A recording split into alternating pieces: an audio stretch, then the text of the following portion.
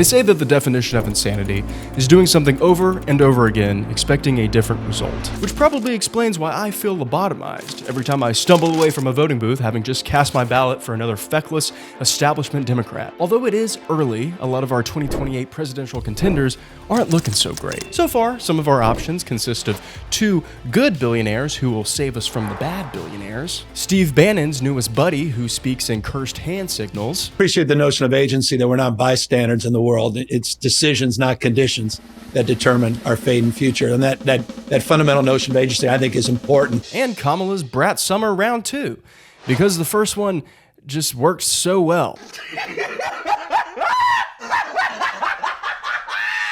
So today, I want to break down why America's two-party system is failing us, especially on the Democratic side of things, and why voting blue hasn't brought the progressive change that many of us have been promised again and again. In doing so, we'll identify 3 core issues in the Democratic Party's current strategy. And by the end, we'll explore what reimagining the party, or ditching it altogether, might actually look like. Hey, it's been a minute, and welcome back to How the F*** Did We Get Here? A series where I scour the decrepit remains of American politics to try to find the answer as to why it feels like we're speedrunning our own collapse. And today we're going to figure out if we should stick with the Dems, or finally jump ship and vote third party.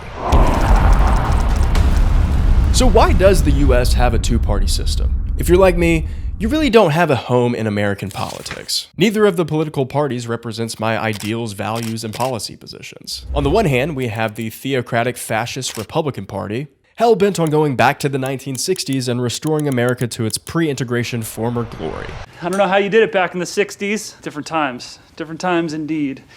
Better times? Not for all. And on the other hand, you have the Democrats hell-bent on... There is not a thing that comes to mind. Not much of anything, really. The Simpsons captured this dichotomy rather well in an image that's been resurfacing on social media recently. Yep, that pretty much sums it up. But it also begs a question. Why are there only 2 political parties to choose from? Especially since neither one looks to be actively working to enact or implement policies that would actually help Americans. Consider that the United States is one of the only major democracies with a strict two-party system. Most developed countries employ parliamentary democracies, which utilize proportional representation and ranked choice voting to form coalition governments to represent a broad spectrum of ideas and agendas. Check out the Dutch parliament, the Staten-Generaal. Not only is Staten-Generaal fun to say and probably not accurate, but just think about the diverse array of ideologies being represented by the 10+ political parties. In the good US of A, we've crammed all that intellectual diversity into a two-party cluster. The result is an Overton window that has no room for mandated maternal leave, but does include Trump's proposal for annexing Greenland. We need that for international security, not just security, international. Of course, perhaps the characterization of America having 2 political parties is too generous. As former Tanzanian president and anti-colonial activist Julius Nyerere has noted, the United States is also a one-party state. But with typical American extravagance, they have 2 of them. I actually think this characterization is fairly accurate. But okay, let's give the establishment some credit for a second and give credence to this idea that there is an ideological difference between Democrats and Republicans. For me, it's not enough for there to be mere ideological difference. If I'm going to vote Democrat, I want to make sure that I'm voting for the party that is functional, productive, and effective. It might also be nice if I didn't have to reckon with the sneaky suspicion that our nation's fearless leaders wear adult diapers. But maybe that's just asking too much. At this point, I'd settle for basic competence. Hey, look! I just got an email from the Democratic Party saying that they're sorry that they suck at winning, but if I just donate more money, then maybe they'll win next time. Wow. Thanks, guys. What a pointless waste of space in my email inbox. How did they even get my email in the first place? Well, that information is actually compiled and sold off by data brokers, and they do this without your knowledge or permission. You sign up for one political organization, and then they sell your info to another organization, and so on. This is a billion-dollar industry, and legally they have to remove your info if you ask. The problem, though, is that they make it incredibly difficult to do so. That's why I use today's sponsor, Aura. They take charge and do all of the hard work of removing your info from these sites for you. They also monitor your personal info, including your social security number, across billions of sources like the dark web, and alert you fast if there's something wrong. They also provide up to $5 million in identity theft insurance. Because if some scammer tries to ruin your life, At least your wallet won't take a hit. But Aura isn't just an ID babysitter. They come packed with a VPN boasting over 100 virtual locations, a secure password manager, antivirus protection, and even tools to keep shady websites at bay. Oh, and they'll also stop data brokers from selling your personal info like it's a hotcake. What even is a hotcake? Let's be honest, data breaches are so common that your social security number is probably on a sticky note in some hacker's office. And if you haven't been scammed yet, why keep playing identity theft roulette? If locking down your info feels like too much work, just let Aura do the heavy lifting. You can go to my link, aura.com/Benaminute, to try 14 days for free. That'll be enough time for Aura to find out if any of your personal data has been exposed. And thank you to Aura for sponsoring today's video. All right. Back to it. So what does an effective political party actually do? In my estimation, there are two fundamental functions. Number one, when they are in power, have a set of principles and a plan to implement those principles. And number two, when they're not in power, work to block the opposing party's principles and plans. I mean, that's like dramatically oversimplified, but yeah, it's two things. Surely the Dems can manage to fulfill the most basic, elementary, straightforward duties of a political party. Right? Biden spoke at a private fundraiser earlier this week and told the big donors that he didn't want to demonize the wealthy, and added that under his presidency, no one's standard of living will change. Nothing will fundamentally change. Yeah, turns out there's some problems. Problem number one, Democrats don't stand for anything. Having a plan requires having policies, and having policies requires having principles. And I'm not sure if the Democrats have any principles. I don't think most Democratic leaders view this as a problem, though. In fact, when you listen to Democratic strategists, pundits, and politicians discuss their recent electoral issues, it seems like they think that all of their problems boil down to one tiny little issue. Contributor and Democratic strategist Antoine Seawright says it comes down to messaging. Why are Republicans so good at messaging, and why are Democrats so good at messaging? How can Trump do all these different things and these Democrats can't get away with anything? The way that the Democratic Party brain trust talks about messaging, you get the sense that they think that Flint, Michigan's water crisis would have solved itself. If only the city's pipes would have just framed the issue better. Look, I'm not sitting here saying that messaging is unimportant. I certainly don't think it was a coincidence that the Democrats surged in the polls after they sent Geriatric Joe out to the pasture and replaced him with a candidate who was capable of completing compound sentences. 4 more years. Pause. 4 more years. All I'm saying is that messaging isn't just about how you say something. It's also about what you actually say. Here's an example. Remember a few weeks ago when the Department of Defense accidentally added the editor-in-chief of The Atlantic to their group chat? Drone strikes for dipshits? It was about what you'd expect. J.D. Vance whining about Europe and not so subtly trying to undermine Trump. Pete Hegseth sounding bloodthirsty and about 2 whiskey cokes away from asking Donald for the nuclear codes. All in all, sort of predictably pathetic. But what stood out to me the most wasn't the group chat itself. It was the response to the group chat. Look how Speaker of the House Hakeem Jeffries responded. He calls for Pete Hegseth's resignation due to his disclosure of highly sensitive national security information. And look, he's right. Adding a reporter to a national security group on a public app is both shockingly reckless and staggeringly incompetent. It's a fireable offense in any sane administration. It also completely misses the point. Throughout this whole ordeal, hardly anyone talked about the fact that these drone strikes killed dozens of women and children. They did so illegally, bypassing congressional power to declare war, and without any direct provocation from the Houthi regime. There was never a single bit of discussion of potential civilian casualties in the group chat. Just a brief shout out from Vance to try not to hit the Saudi oil. Nobody talked about that. I had to dig through so much reporting on this issue to find one NPR reporter who finally asked Jeffrey Goldberg, the author of the piece who was added to the group chat, about the women and children who were killed. And here's what he said. Well, unfortunately, those aren't confirmed numbers. Those are provided by the Houthis and the Houthi Health Ministry, I guess. So we don't know that for sure. Yeah, I mean, obviously I don't know if we're bearing the lead because obviously huge breaches in national security and safety of information, that's very, very important story, obviously. And one of the reasons, it's a very important story is that the Republicans themselves consider that to be an important story when it's Hillary Clinton doing the deed, right? So that's obviously hugely important. This is what I mean when I say Democrats don't stand for anything. They aren't actually against the drone strikes and the civilian casualties. I mean, hell, Hillary and Joe used to do the same thing when they were in their own little war group chats. There were 10 times more drone strikes in the Iraq War under the Obama administration than under George W. Bush. Calling out a group chat up isn't enough. You need to have principles, and you have to utilize your power to create a plan from those principles and enact it. Which leads us to problem number 2. Republicans actually understand how to wield power. Dems don't. So the Dems clearly don't have their own principles. But at the very least, maybe they can fulfill that second function of a political party that we mentioned, opposing and blocking Republican efforts to enact their agenda. Democrats had the perfect opportunity to do this last month with the continuing resolution in the Senate. Elon and Doge had been taking a chainsaw to vital government programs. This is the chainsaw for bureaucracy.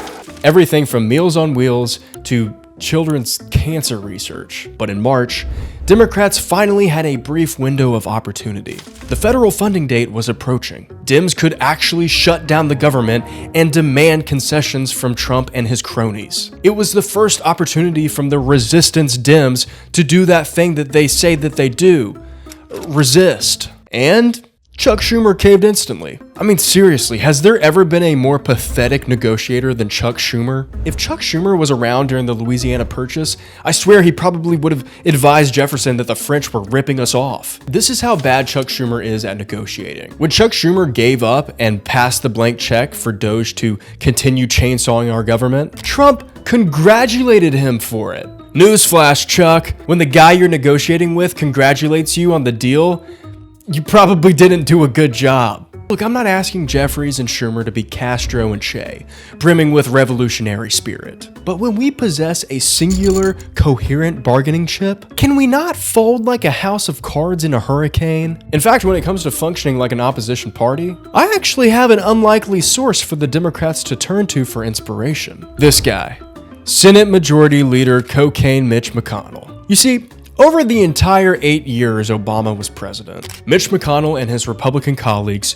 implemented and executed a meticulous 6-point opposition plan. Thwart, undermine, resist, terrorize, limit, everything.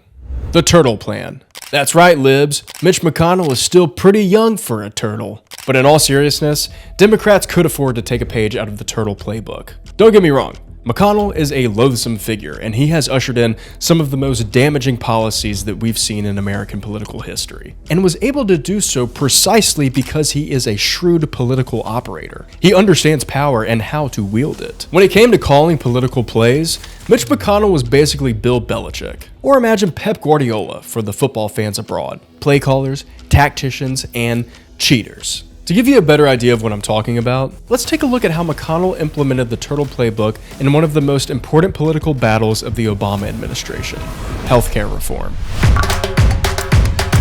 The Affordable Care Act, or the ACA, is remembered as the Obama administration's signature policy accomplishment, so much so that it bears his name. But it could have been so much more. One reason that it wasn't was the Republicans were able to undermine the Obama administration from the very start of the debate. Keep in mind that when the healthcare reform movement began, the Obama administration had just won in a landslide election. At the beginning of 2009, he had nearly a 70% approval rating and a supermajority in Congress. The national mood towards Obama was basically this: Obama, you're so fine, you blow my mind. Hey, Obama! Hey, Obama! Despite this, Obama never even considered putting forward a plan that would guarantee health care via single payer. This is a fundamental leftist policy proposal that we are still fighting for today. Just listen to this speech that he gave before the American Medical Association in June of 2009, just 6 months after winning in a landslide. Now, I'll be honest. There are countries where a single-payer system works pretty well. But I believe, and I've taken some flack from members of my own party for this belief, that it's important for our reform efforts to build on our traditions here in the United States. So, when you hear the naysayers claim that I'm trying to bring about government-run healthcare, know this: they're not telling the truth. Why is a Democratic president with an overwhelming electoral mandate so against government health care? because Republicans had done an incredible job undermining the position before Obama even took office. Sarah Palin basically invented a myth about death panels, claiming that the Affordable Care Act would allow Washington bureaucrats to dictate who receives life-saving care. This is all fear-mongering nonsense, of course, based on the straightforward and sensible notion that elderly patients would receive counseling about hospice care and living wills if they desired it. But Republicans backed it. Here's another amazing quote from our friend Chuck Grassley. "You have every right to fear. We should not have a government-run plan to decide when to pull the plug on grandma." The result of this undermining was that the Democrats started on the defensive. Republicans positioned the well of discourse by associating government with death panels. Single payer never had a chance. But that wasn't the only effective play from the Turtle playbook. Well, we've preemptively neutered our signature policy stance before even sitting down at the negotiating table. Someone had clearly read Art of the Deal. The single-payer dream may have been dead on arrival, but still, we could have had a public option. Working-class Americans could have still been offered the opportunity to choose affordable, reliable government health care if they wanted it. But that's where McConnell and the Republicans implemented their thwart tactics. They delayed, threatened to filibuster and block the process. To overcome the filibuster, the Democrats would need every single one of the 60 party members in the Senate to vote yes. These tactics were effective. So effective, in fact, that they even ended up swaying a few so-called Democrats. One of whom is this guy, Joe Lieberman, pictured here with Death Panel Palin, on whose behalf he campaigned in the 2008 election despite being a Democrat. Lieberman hated the public option, but it probably had nothing to do with his wife being a former Pfizer executive and a health insurance lobbyist. It was probably something else. The public option was removed, and Obama instead ended up endorsing what was essentially a carbon copy of Mitt Romney's healthcare plan from when he was governor of Massachusetts. So you'd think that finally, after all of the concessions that the Dems made, surely they swayed a few moderate Republicans to vote yes. Nope. You're wrong. McConnell and the Republicans had one last play in the Turtle playbook. This is probably the most important play in the Republicans' opposition's arsenal. Because even after all of that, the reduction of single payer to what essentially amounted to Romney care, healthcare reform passed the legislature without a single Republican vote. The yeas are 60, the nays are 39. H.R. 3590 as amended, the Patient Protection and Affordable Care Act is passed. We are done. That's right. The Democrats did all of that compromising and didn't receive a single vote in return. Here's Mitch McConnell explaining the importance of that. And a string of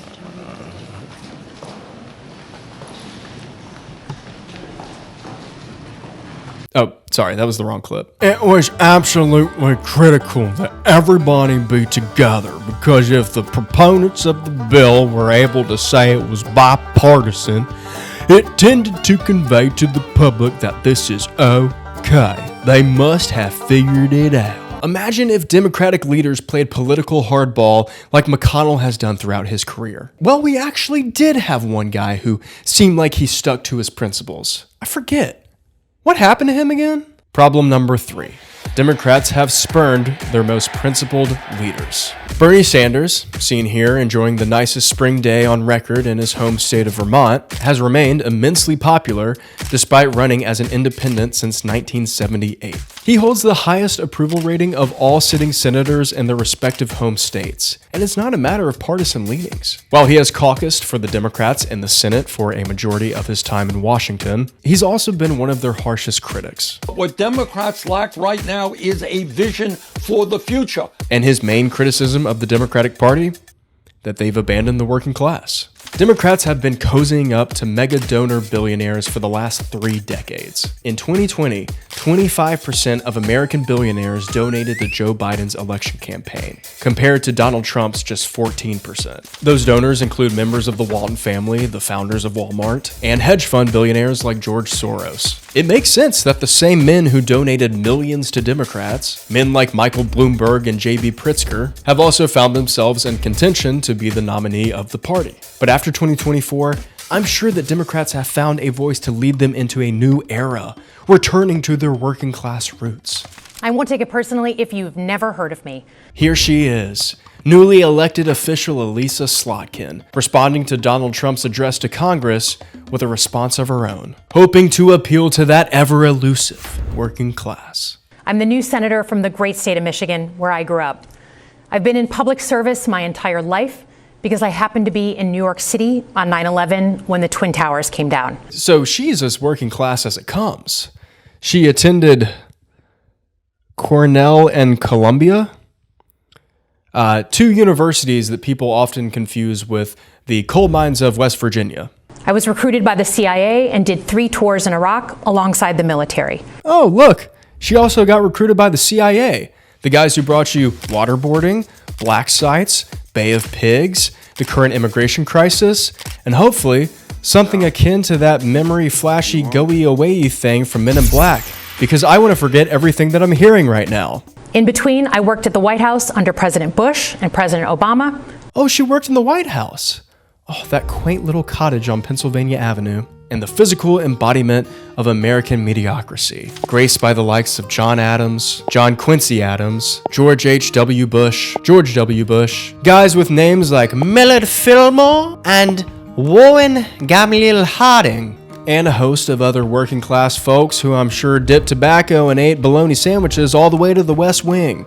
If you blinked, you may have missed it, but luckily, we've slowed down the footage to where Slotkin touts her middle-class credentials. Yep, that's it, folks. The Democrats hope that by combining the words middle class and sentences with Pennsylvania, Wisconsin, Minnesota, and Michigan, they will lull voters in a semi-conscious stupor to the ballot box in 2028 and beyond. But Bernie Sanders was not the man to topple the Democratic National Committee with leftist ideology, but he certainly gave him a hell of a scare. In 2016, just as Hillary Clinton was putting a bow on her presidential nomination, emails from the DNC higher-ups leaked with some damning evidence of their widespread efforts to support Clinton's and block Sanders' path to the nomination. In an email from the DNC CFO Brad Marshall, he stated, "Bernie had skated on having a Jewish heritage. My Southern Baptist peeps would draw a big difference between a Jew and an atheist." Oh, would they, Brad? Would they? I'm guessing if we asked your peeps at the Southern Baptist Church to draw the difference between a Jewish person and an atheist, they'd probably start with a yarmulke and end with something out of a 1940s Disney cartoon. Since the 2024 elections, Bernie has opted for a different approach with his Fighting Oligarchy tour, a much more pointed rebuke of America's ruling class. Sanders' limited successes in 2 primary campaigns have given him the national recognition he needed to try to push Democrats at large back to the left. It has become more palatable among elected Democratic politicians to call for things like expanded healthcare access, aspects of the Green New Deal, and increases in federal and state minimum wage. While it has been quite fun veering into a geriatric autocracy with y'all on this big blue marble that Elon calls his breeding pool, legalize comedy. Yeah. Bernie's time in national politics is coming to an end. And you're probably wondering where that'll leave us come 2028 and beyond. The Democratic Socialists of America and the Working Families Party, which I know it sounds like it could be a pro-child labor think tank, offer us nationally organized movements that support federal elections all the way down to local school boards. It's important to look at what leftists are working with on the national stage. You've probably heard at least vague mentions of the Squad. I know this isn't a new Marvel crime-fighting team led by Glenn Powell's Dolphin Boy, who uses his super strength tail to slap his enemies into the abyss. The Squad is actually even more badass than Glenn Powell as a sexy, half-human, half-dolphin superhero. The original members of the Squad include Representatives Alexandria Ocasio-Cortez from New York, Ilhan Omar from Minnesota, Ayanna Pressley from Massachusetts, and Rashida Tlaib from Michigan, all originally elected in 2018, who are all still representing their respective districts after winning re-election in 2024. Members of the Squad have been subject to attacks from the right for predictably racist reasons. Like when Tucker Carlson, former Fox News host and honoree of the Lifetime Achievement Award for men whose mouths look like dog anuses, used this chyron on his show that was a bullhorn for white supremacists everywhere. And they've also been rightfully criticized by progressives, like when AOC and other members of the squad voted to break a railroad strike in 2022. Or again when she voted present during a vote on the funding of Israel's Iron Dome defense system. While they have been dubbed sellouts from some of the most committed socialists, the truth is they still fall very far left from what the Democrats have become in the past 3 decades. And they've had some important successes during their time in Congress, like AOC's instrumental role in redirecting $5 million marked for the DEA to treatment programs for the opioid crisis, or when Rashida Tlaib had a huge hand in ending the provisions of the Patriot Act that allowed the United States government to collect swaths of our phone, banking, and medical records in warrantless searches. Members of the squad and other progressives take criticism from Nazis on the far right, Republicans on the slightly less far right, Democrats on the center right, and people who consider themselves progressives from every voting bloc left of establishment Democrats. And if no one is 100% happy with the job you're doing, it's important to continue to demand progressive actions from the people who have deemed themselves progressive politicians. If the successes of the squad have shown us anything, it's that progressive voices can oust established incumbents in tough primary races. Bernie Sanders and the squad have proven that people espousing ideas that would have landed you on J. Edgar Hoover's watch list in the 1940s can land you in the Capitol building now. And you don't even have to wear your buffalo horns and American flag face paint. Those fed up with Democrats' inaction are already stepping up and challenging establishment Dems, like fellow creator Kat Abou-Ghazala, who is running for Illinois' 9th Congressional District, Shy-Kat Chakrabarti, who launched a bid for Nancy Pelosi's seat in California,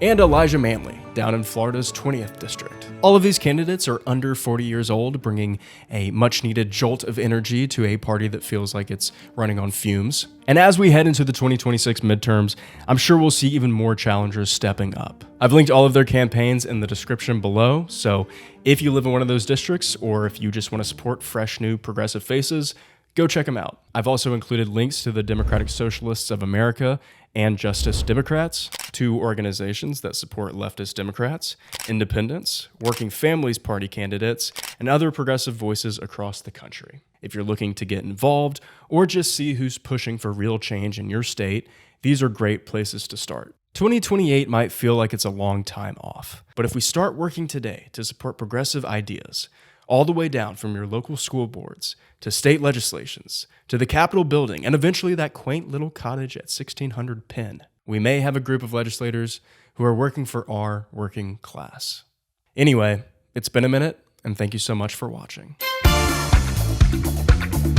In part 1 of this series of How the F Did We Get Here, we traveled back in time to examine how Americans' trust in government was completely decimated by the Obama administration's total and utter failure to hold Wall Street accountable for the 2008 financial crisis. So if you haven't already and you want to check out that video, you can watch it right here. If you haven't clicked it yet, what's up? How you doing?